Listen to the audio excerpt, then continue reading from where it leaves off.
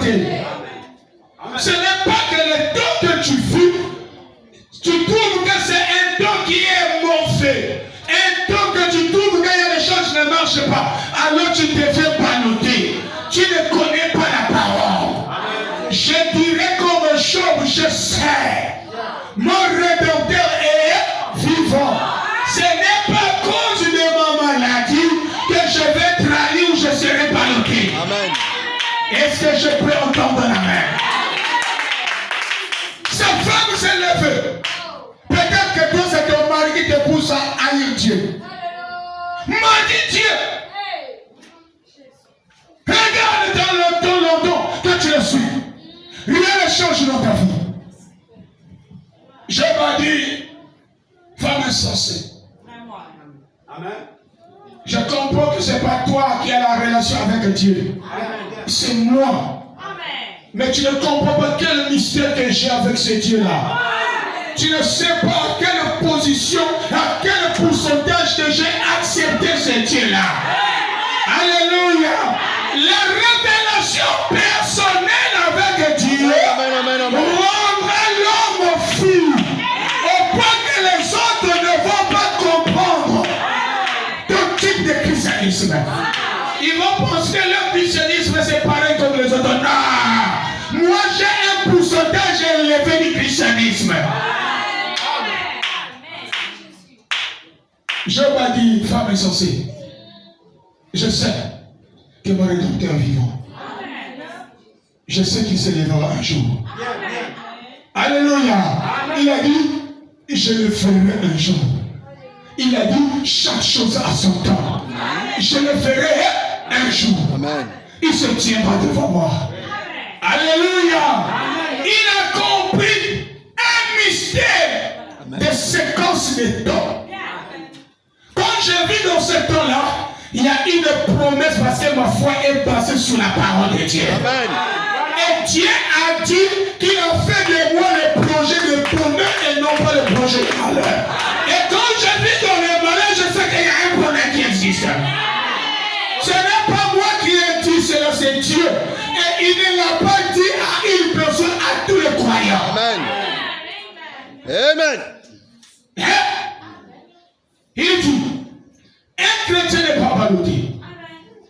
Un chrétien ne court pas d'un lieu à l'autre. Alléluia. Ça ne marche pas, c'est maintenant là-bas. Ça ne tient pas, c'est maintenant là-bas. Un chrétien ballotté. Est-ce que vous pouvez dire un amen? Il dit, un chrétien ne s'agite pas. Amen. Et William Branham me dit, la foi parfaite à la maîtrise des situations. Amen. Amen. Hein? La foi parfaite contrôle les situations. Quand l'homme a la foi, même quand le problème est grand, il sait comment le maîtriser. Alléluia. Entre le problème et Dieu, qui est plus grand? Alléluia. Alors dis-moi ton problème, présente ça devant Dieu. Quand Dieu viendra ton problème, le problème va s'incliner. Parce qu'il est devant celui qui est plus grand. Alléluia. Et il a pris cet homme-là. Il a dit, je dois le mettre dans l'homme. Et Jésus a dit, c'est lui qui est en vous. Et plus grand que celui qui est dans le monde. Pourquoi tu vas le dire? Il dit, un chrétien ne s'agite pas, ne s'emporte pas. Alléluia. Ne s'inquiète pas. Hein? Toi qui es dans les inquiétudes. Alléluia.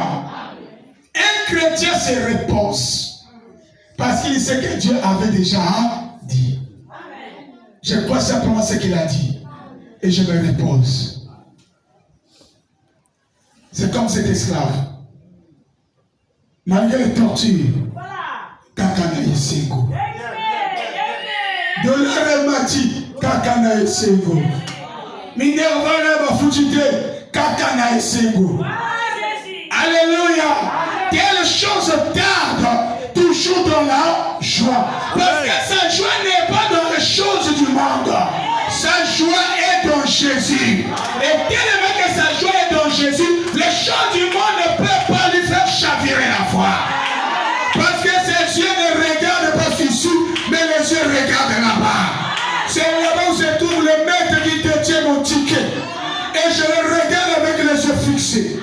Mes yeux ne regardent pas ici. Je le regarde vers Jésus. Alléluia.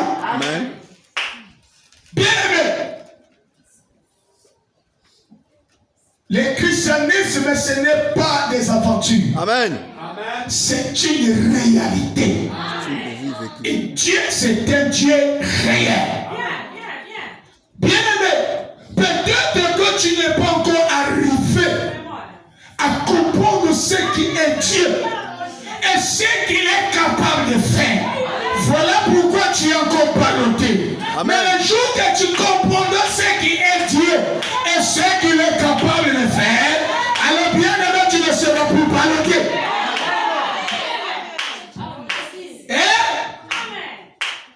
Pourquoi vous êtes ballotté? Amen. Quand telle chose ne vient pas, je commence à booster. Je commence à changer d'idée. Sarah a changé d'idée. Elle était devenue une chrétienne ballottée. Dieu a fait la promesse à Sarah d'Abraham. Alléluia. Dieu a dit, ta descendance sera grande. Après ma vie a vu la chose ne venait pas, Seigneur. Et peut-être que c'est Eliezer, mon serviteur, qui sera l'héritier.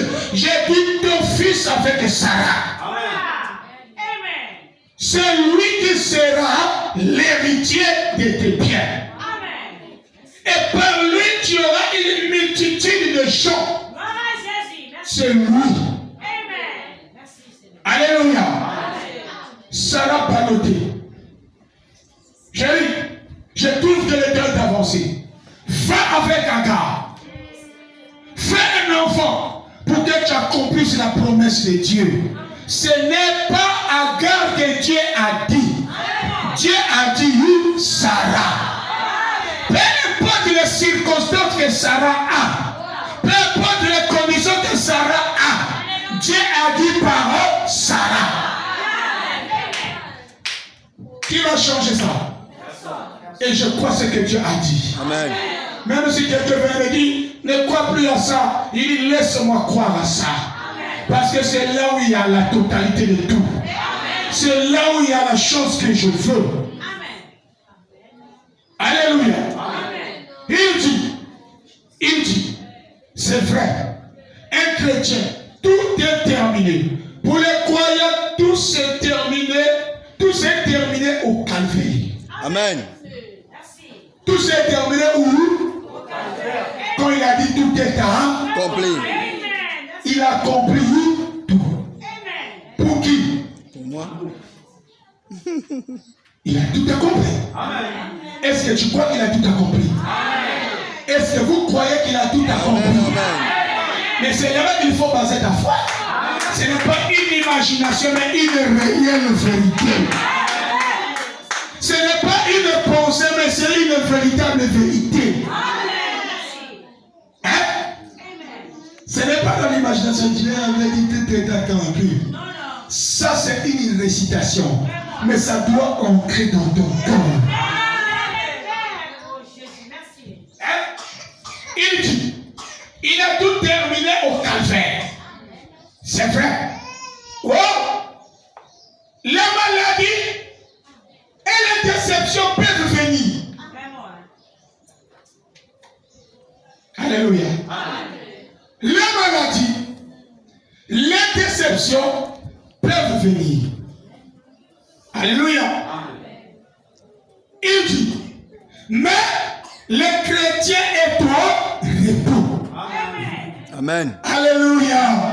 Les maladies s'élèvent. Les déceptions s'élèvent. La mort s'élève. Toutes ces choses s'élèvent. Mais je sais qu'il y a un temps que Dieu a défini pour moi. Il a dit chaque chose à son temps. Mais alors, c'est la maladie qui va me faire changer d'idée. Paul a dit, qu'est-ce qui peut me séparer de l'amour de Dieu? Est-ce que c'est la maladie? C'est les déceptions? C'est le manque d'argent? C'est le manque du travail? C'est pas ça qui me fera changer d'idée avec mon Dieu. Je l'ai accepté sans intérêt. Je l'ai accepté parce que lui m'a d'abord accepté. Et moi, j'ai le droit de l'accepter. Tu as l'obligation de l'accepter. Hein? C'est une obligation que tu as. Je dis bien, c'est une obligation. C'est comme quelqu'un qui dit, moi, je ne vais pas pour moi pas manger. Si tu ne manges pas, tu mourras. Ou soit tu veux vivre, mange. Ou si tu veux mourir, ne mange pas. Ça veut dire, si tu n'acceptes pas Dieu, considère-toi comme mort. Alléluia. C'est une obligation. Alléluia. Il dit, un chrétien, c'est le produit déterminé. C'est vrai. Les maladies et les déceptions peuvent venir, mais un chrétien est au repos. Sachant ceci, que Dieu peut garder ce qu'il a accompli. Hein? Il sait que Dieu accomplira ce qu'il a dit. Et sachant que peu importe ce que, où, c'est ou comment c'est, ni la maladie, ni la tristesse, ni la mort, ni la famille, ni quoi que ce soit, ne peut nous séparer de l'amour de Dieu qui est en Jésus-Christ. Nous sommes au repos. Mais tu n'es pas au repos. Toi-même à la maison, les pensées, le diable te dit, mais toi là, regarde comment tu es. Regarde comment tu es. Regarde comment tu es devenu. Après, la prédication de Satan te fait volte-face. Non, je ne vais plus prier. Je ne prierai plus. Balloter. Tu sais ce qui te fait dire ça? Est-ce que tu sais ce qui te fait dire ça? Ce n'est pas Dieu. Parce que tu as écouté la prédication de Satan, qui t'a présenté ta condition de vie, de ce que tu vis aujourd'hui, qui n'est pas la fin de ta vie. Le diable te présente, regarde ce que tu es. Regarde. Et toi, quand tu regardes ta condition de vie, tu réalises que non, ça ne va pas. Il y a même fouet signé. Donc le diable te pousse à t'énerver.